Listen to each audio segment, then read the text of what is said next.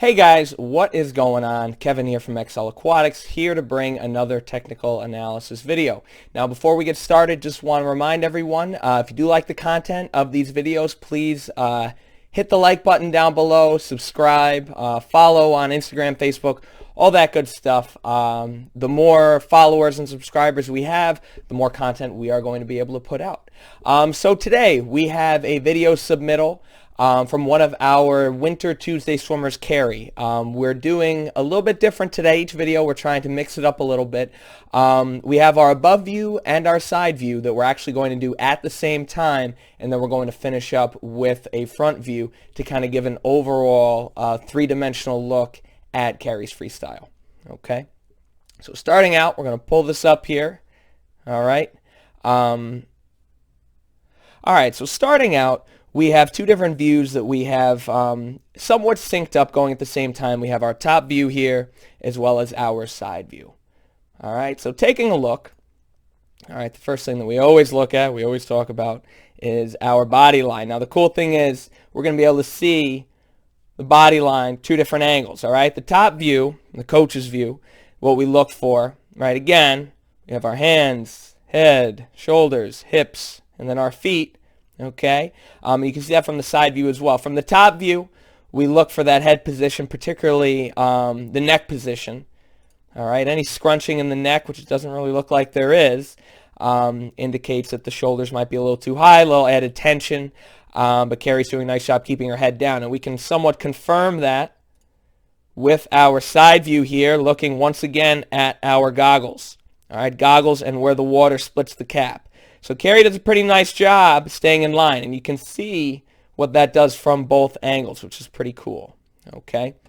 Second thing that we can take a look at, which Kari does a nice job of here, which again contributes to her body line, is she keeps a nice small steady kick going the whole time. Okay. Kick doesn't really stop when she goes to breathe. She could probably tighten that up just a little bit. You can see certain times, especially on the breathing, the legs do come apart just a little bit. But again, that's a little bit more nitpicky. Really like the steady kick behind, which certainly, again, plays a nice role with Kari's body line. Okay, so what we've been working on with Kari, I can cheat a little bit because I got to work with her on Tuesday evenings, is we were working a lot on extending her stroke, right? Extending her stroke on the recovery. So looking more at the top view, you can see, right, the extension starts actually as she finishes past her hips. Okay, swimmers who typically, we've talked about this in a couple other videos, go to the hips then lift up, are going to be very scrunched up. You're going to see the shoulders are very high. All right, a lot of added tension in the neck area, and the traps, certainly not ideal. Any added tension is going to fatigue you over the short and especially long term in swimming. So finishing past the hips, she really sets herself up nicely to have a nice high recovery. All right, so the first half of the recovery from the hips up to about the shoulders, pretty good. Now you can see, right, still focusing on the top view, once Kari reaches her shoulders with both arms, there's a little bit of a pause as she changes directions. Okay, so one of the things that we talk about at Excel with regards to our entry, right? We want to commit to the entry. We don't want there to be any hesitation. All right, once our hand reaches above our shoulder line, we don't want to try and starkly change directions. We want to let that flow naturally drive into the water. Okay, so essentially what we're looking for, right, once Kari reaches the shoulder lines, to continue that trajectory and actually enter a little bit further in front. So see if I can pause. All right, you can see this is about where Kari is entering. We want to have that entry where the hand is already extended to under the water. Okay, well, why do we want to do that? A couple different reasons. Again, number one, that little pause, that little hitch in the stroke is going to disrupt her timing. All right, little by little. Again, this is a little more nitpicky. Obviously, she's doing a nice job staying on top of the water, driving through the water, but any disruption in the stroke, again, will compound over time. All right, the second part, which is probably a little bit more impactful, is you can see, this is where we'll kind of merge the two, as that little hitch comes and Kari goes to enter, we'll go to the side view now, Okay.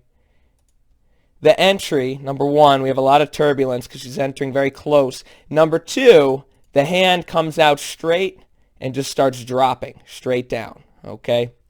Straight down drop after she extends out, which then makes it difficult to set up the catch.